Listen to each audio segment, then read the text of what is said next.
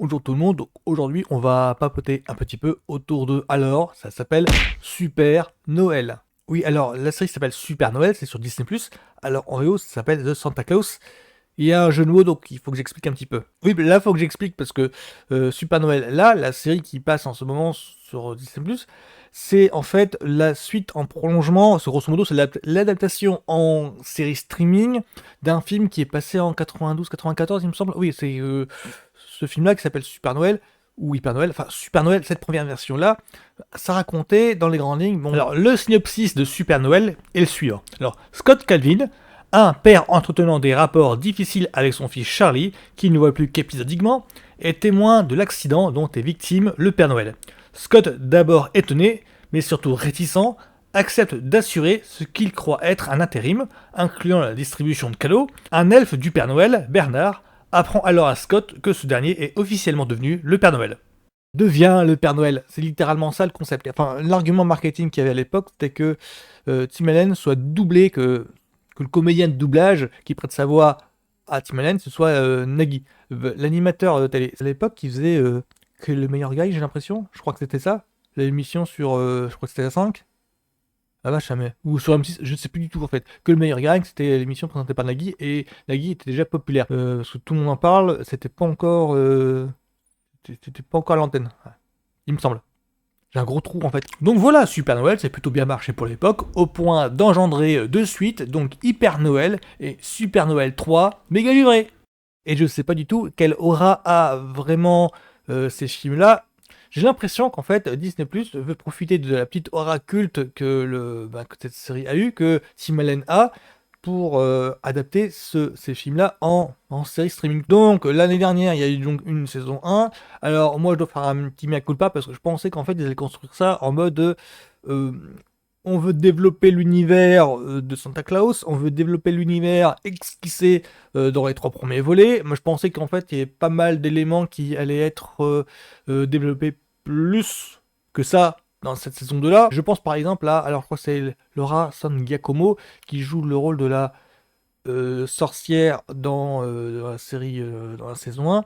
Et là, elle revient. Et moi, je pensais que son personnage allait être plus développé que ça. Effectivement, il est plus présent. Donc, on voit plus de liens entre elle et la famille Noël. La famille de Tim Allen. Mais sinon, pas plus que ça, en fait. J'ai l'impression qu'elle devient seulement personnage régulier. Genre, personnage récurrent. Mais ça ne dépasse pas ce stade. Et parce qu'en voyant la saison 1, il y avait d'autres aspects qui, moi, me parlaient un petit peu plus. Par exemple, le passif de la malédiction du Père Noël. Enfin, moi, quand je dis malédiction, c'est-à-dire que là, on explore le statut de Père Noël, la fonction, mais en tant que passage au flambeau.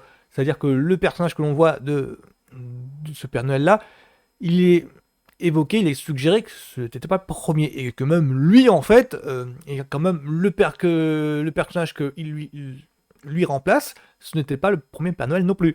Qu'il y a une ribambelle de génération de Père Noël avant lui. Et moi, je pensais que, tout bonnement que cette saison 2-là allait un petit peu plus développer que ça. C'est récurrent dans toute la trilogie. Enfin, quand je dis trilogie, c'est pas Star Wars. Il n'y a pas une histoire avec un début, milieu, fin. Hein. Non, c'est que chaque film repose sur un concept particulier. Par exemple, je crois que t'as...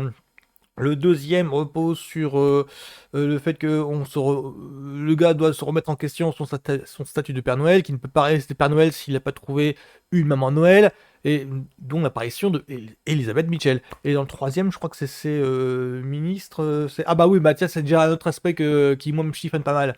C'est que le fait dans le troisième volet, il y a donc Martin Short, et dans le troisième volet, il y a donc toutes les autres incarnations de, pas Dieu, mais entités qui représentent donc Noël dans d'autres pays, dans d'autres cultures, et donc qui sont réunis pour savoir comment est-ce qu'ils vont à leur tour fêter cette fête. Et donc doivent demander le verdict, enfin l'avis du Père Noël. Et ça, c'est pas du tout abordé en fait dans la série en streaming là. C'est ça et c'est ce qui, moi, me chiffonne. Il n'y a pas un personnage qui revient des films précédents, à part Elisabeth Mitchell dans le deuxième. Mais il n'y a pas un de ces personnages-là, je sais pas si c'est ministre ou conseiller, enfin je sais pas quel statut ils avaient. Il y avait juste une réunion de ces entités-là dans le troisième. Et il n'y en a pas un qui revient pour faire un petit peu le compte rendu de ce qui se passe dans d'autres pays. Il n'y en a pas un. Moi, ça me dérangeait pas mal en fait, parce que je croyais que le troisième volet, bah, développer ça. On explore un petit peu la dimension père Noëlifique. Je sais pas du tout comment. C'est même pas féerique le truc. Je sais pas du tout quel adjectif employer à ce sujet-là. Donc l'univers en fait du Père Noël, je crois qu'ils allaient vraiment le déployer. Dans le 3, j'allais dire dans le troisième volet, la saison 1 est un petit peu traité comme si c'était un autre film. D'ailleurs, c'est ça qui est un petit peu dérangeant avec ces saisons-là. C'est un petit peu dérangeant avec tous les séries Disney Plus actuellement, hein. C'est que le format de Super Noël, c'est un petit peu en format de film découpé en plusieurs parties. Je dis que c'est un petit peu dérangeant parce que on a l'impression que c'est un petit peu l'histoire d'un téléfilm de Noël qui ont des formats un petit peu de 1h20, 1h40 maximum, et c'est un petit peu ce format-là qui est utilisé pour les saisons, mais allongé pour faire plusieurs épisodes de 20 ou 35 minutes. C'est un petit peu ce format-là qui est utilisé pour Super Noël, pour une saison de Super Noël. C'est-à-dire que vous pouvez binge-watcher, rusher une saison de Super Noël pour la soirée. C'est prévu vraiment comme ça. Vous pouvez vous caser une soirée, genre vous commencez à 20h, bah vous êtes sûr que vous pouvez la finir vers 23h. Voilà, sans souci. C'est vraiment comme ça que c'est prévu. Vous pouvez vous réserver une soirée entière et bah vous regardez la saison entière. Et il n'y a pas de mal à ça, c'est assumé comme il faut. Il y a vraiment un arrière-goût de téléfilm de Noël qu'on se tape, mais genre sur M6 ou TF1. Alors, c'est pas un mal, c'est pas un défaut, c'est assumé, hein, c'est vraiment les fictions qui demandent pas beaucoup d'efforts pour suivre, et donc qui sont diffusées comme boost total pendant les fêtes. Parce que les programmateurs sont pas cons, sont pas fous, ils savent très bien que les gens ont autre chose à faire qu'être concentrés sur la télévision, et que les gens ont à s'occuper de la famille, c'est vraiment le truc qu'on leur met en fond sonore pendant le repas de famille. C'est ça, c'est comme ça que c'est conçu, hein, sans plus. Donc du coup, moi je pense par exemple à la caverne de la Rose d'Or, je pense par exemple à Dinotopia, je pense par exemple à Le Monde Magique des Leprechauns. Super Noël, c'est prévu pour être une série dans cette norme-là. Et donc à partir de là, est-ce que c'est bien ou pas? Ben c'est selon vos habitudes. Est-ce que vous aimez bien ce genre de fiction? Oui ou non? Là est la question, sans plus. Parce que sinon, elle m'a pas trop dérangé, hein, cette saison 2. Moi, le truc qui me chiffonne le plus avec Super Noël, c'est simplement, c'est pas son manque d'ambition, c'est simplement que, ah, c'est trop rushé, c'est trop rushé. C'est vraiment, on passe d'un personnage à l'autre, il n'y a pas le temps de s'attacher au personnage. Il faut 2 saisons, par exemple, pour que moi, je m'intéresse vraiment à la sorcière qu'il y a au pôle Nord, qui est interprétée par Laura San Giacomo, je crois. Je voudrais pas me tromper. Elle a un nom un petit peu complexe comme ça. Alors que normalement, ce qui aurait dû focaliser mon attention, c'est sur le fils de Tim Allen. Le fils, en fait. C'est ça le truc. Normalement, c'est sur lui que devait reposer, en fait, que devait être concentré notre attraction, notre regard. Et en fait, c'était plus porté sur la fille aînée qui doit apprendre comment utiliser ses pouvoirs, et sur la sorcière qui est un petit peu l'initié à ça. Alors que normalement, dans l'intro, en fait, tout conduit au gamin.